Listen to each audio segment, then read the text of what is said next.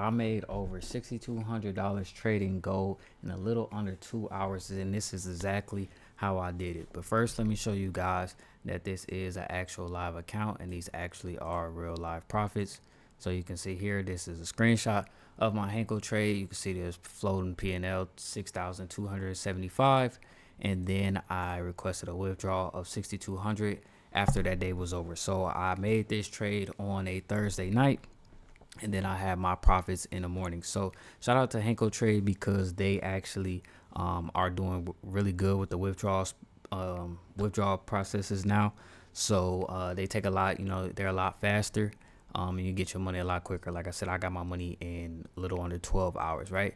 And just to show you guys that I am not capping and this is not Photoshop, I will show you guys the email as well.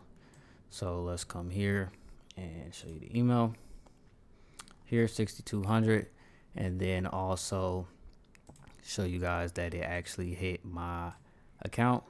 So here's a screenshot of the Bitcoin being received. So this was, like I said, I did do this trade on Thursday, so it was April 18th, and it hit my account at around 7 o'clock in the morning on Friday, April 19th. So now let's go ahead and get into this breakdown, and let me show you guys the blueprint strategy that did make me over 6,200 in a few hours, right? So let's go ahead and get started on this breakdown. So here we have gold, and I'm gonna break this down step by step, all of my thought process and exactly what I was pretty much thinking. So on a monthly time frame, of course, if you guys have been following me for a while, you know that I pretty much like to pay attention to the higher time frames. So here on a monthly time frame, we can see that we're very bullish. Like price is in a clear as day uptrend and is clearly pushing up very aggressively. So that was in the back of my mind as well. On a weekly time frame, and I even spoke about this on my weekly analysis. So if you go back and watch the previous video, I spoke about this on my live call that I was still expecting gold buys. So I literally gave you guys the play, and then it happened on this Thursday, right? So on the weekly time frame, I was stating that we were still showing a lot of bullish momentum. Here we had some exhaustion, but we did not close with a bearish candle, so they'll let me know that there are still buyers inside of the market, right? Then on our daily time frame, we can still see a lot of bullish pressure as well. So we still got a lot of bullish candles. We only have 1, 2, 3 bearish candles in the last week. So that let us know, like I said, there's still a lot of buyers inside of the market. And when you look into go with the trend, you want to pay attention to those things. Like you don't want to go against the trend, because if I go against the trend, that's like me saying like I got a one-man army and I'm going against 100 different soldiers. Like you don't want to do that. You want to go with the trend, with the momentum, where price is telling you it's going, right? So on the daily time frame on that Thursday, we had just closed with the previous bearish candle on that Wednesday. However, like I said, we did not close beneath this bullish candle right here, letting us know that there's still buyers momentum, because the bears could not push price beneath this previous bullish candle on our daily time frame. Now on our 4-hour time frame, this is pretty much what I was analyzing, and I'll go ahead and pretty much annotate. And then the reason why these take profits are on here is because I called this in my signals chat. So you guys can see here, this was in my signals chat where I called this buy. This was the initial buy here, and we called this at 642, gave the buy, and then price hit TP at 828. So a little under 2 hours before price ended up playing out. So on our 4-hour time frame, pretty much what I was looking at was we were still in this uptrend structure. So we were still forming higher highs and higher low points all throughout this area. One thing that I wanted to pay attention to was here we had this higher low, and then we made this new higher high, and then when price gave another correction, we then formed this new potential higher low that was being formed. So that let me know, okay, this previous higher low point that was right here never got broken. So that let me know that there were still buyers inside the market, because the lows have not got taken out. So I kept that in the back of my mind. Now on my 1-hour time frame, what I was pretty much analyzing as well was pretty much the same concept, how we were forming still higher highs and higher low points. Because on my 1 hour, if I pay attention to my structure, I'll delete this. Here we had an impulse down, created a low, we had a lower high, and then we had a new lower low.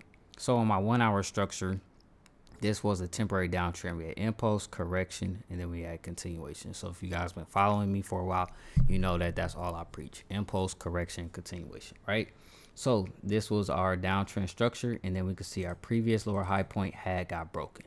So since our lower high point got broken, that let us know, okay, there are buyers inside of the market. We should be looking for a continuation to the upside because the downtrend of this correction leg is now over. So we had a brand new impulse that broke this structure, impulse, and we had a correction. So once we began to get this correction, that was the validity or the reason why I drew this fib. So originally price was here, and I drew this fib from my point A, which is down here at this low. So my point A to my point B where price pulled back. And then I was looking for buys roughly off of this 38.2. So throughout the week, I bought multiple times on gold, but the main trade that I'm pretty much going over is the last recent trade that I took for the end of the week, right? So here, like I said, we had a 38.2 retracement. So throughout the whole week, we pretty much were maintaining higher highs and higher lows. We could see that we had a high, we had a higher low, then we made a new higher high. Price broke and retested this trend line. This was a good buy that I took, but it's not the one that I'm overall analyzing. So we'll just fast forward this just so we can speed up purposes.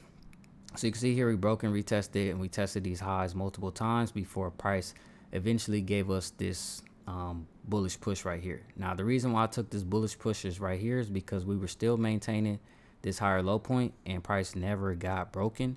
And then also we were respecting this trend line. So the story on this trend line was every time that price touched the trend line, it pushed up, it pushed up, it pushed up, it pushed up, it pushed up, it pushed up. So when price came back to this area again, I was automatically looking for a potential bounce, right? Because we were nearing this trend line. So from that area, we can see that if we break this down to our smaller time frames. And the one thing that I want you guys to understand as well is that you always go time frame by time frame. So each time frame should tell you a story. So I gathered the data from the monthly, I gathered the data from the weekly, I gathered the data from the daily, I gathered the data from the 4 hour, and now currently we are on the 1 hour. But when I took my entry, it was based off the data that I was getting on my 15-minute and my 30-minute time frame. So let's go into that here. So on our 30-minute time frame, the same way we broke down our 1 hour structure, we will break it down in our 30-minute structure as well. Oops. So here, what I was looking at was I was looking at this downtrend structure. So we had impulse, correction, continuation, correction, continuation. We can see that this was a previous lower high point here. And then price gave us a brand new impulse that broke this previous lower high point. So just like I stated on the 1 hour structure, the lower high point got broken. So we knew that this downtrend was now over. So once we got this brand new impulse, we know that the market moves into 3 phases. Like I just stated, impulse, correction, continuation. From there, we had a correction. So once we got our correction, pretty much what I was looking at on my smaller time frames was a minor fib from point A to point B here. And then we could see that we had a 50% retracement, right? So this was our initial this would have been the initial entry had you taken it, but I took this trade in Asian session once I started to see price respect this yellow zone. So this yellow zone was the previous highs that got broken that we were talking about, our lower high point that got broken, retested once, price came here and retested again but failed to make a new low point. So from there, that let me know that we were potentially headed into the bullish direction. So on our smaller time frames, you can see here on our 15-minute, we were respecting this area, and then we left with this wick. So then we got our candlestick structure of, well, actually my entry was based off of here. So we had this entry 1, 2, 3 bearish candles, and then 1, 2 bullish candles closing above this previous bearish candle right here. So my entry was off of this candle that closed above that previous bearish candle after we respected this level of support, and then my stop losses were beneath this zone. So you can see that we did go in a little drawdown here, but we did not hit our stop loss. So eventually we got this little push down, went into a little drawdown, and then we got this 1, 2, 3 bullish bullish candle sequence that then pushed us right into take profit one. And then from there, like I said in the signal chat, we had our overall TP1 that was 75 pips. So you can see here, 75 pips, boom. And then we hit our TP2, which was 171 pips. So you go here, 171 pips. And then our overall TP3, and then TP4's TP3 got smashed for over 297 pips. So this trade was, like I said, it was broken down simply by understanding what was happening on every single time frame. And that's what's super important. And I want you guys to understand that you have to know the story on every single time frame. Like, had I just been on minor structure, I could have easily said, oh, like this looks like it's going down because it's like somewhat in a down, like a downwards push, but there was no validity in structure to say, okay, we're breaking structure, we need to go down. We were all still maintaining on each time frame these previous higher low points. So when we maintain our previous higher low points, that lets us know that the market is potentially going to continue heading up. Why?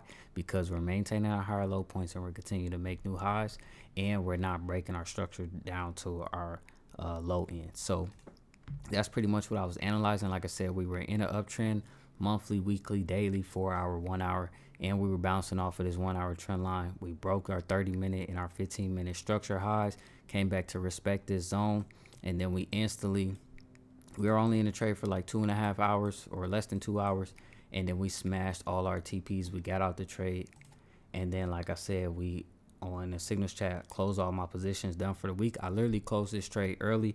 The max potential, had I closed at take profit 3, would have been around 10K, but I closed it early because we already had hit TP2 and I closed it at these highs. So I was pretty satisfied with that, with around 6K, and I was just like, you know what, I'm going to be looking for just to take my withdrawals and then end the week right there because I already had hit my weekly profit.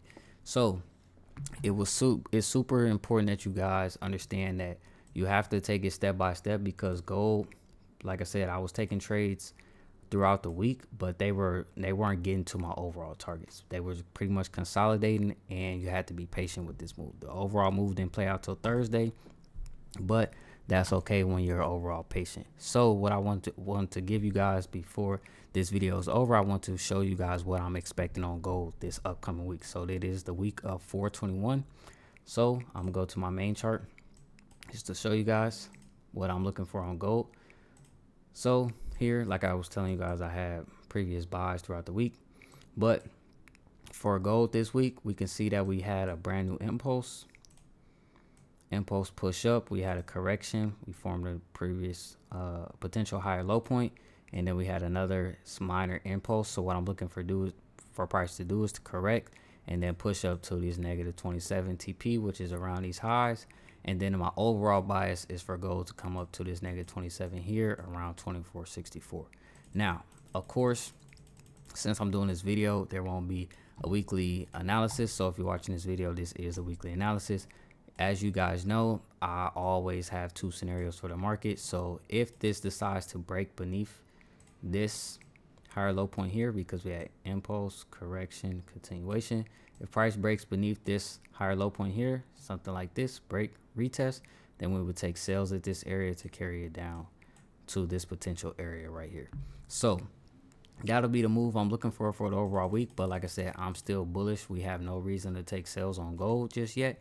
So I'm looking for a break and retest when the market opens later on today, and then I'll be catching more buys and just milking price until gold gives us a reason to sell it. And once it begins to sell, then we just gonna take advantage of it, because gold is at an all-time high.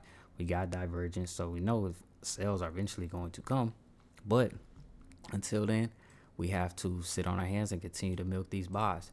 So like I said in the beginning of the video, blueprint strategy was allowed me to make this $6,200 in a little under 2 hours. So if you want to learn my blueprint strategy, you can visit my website, www.litofx.com. The link will be in the description, and I hope this video was super helpful, and I will see you all in the next video.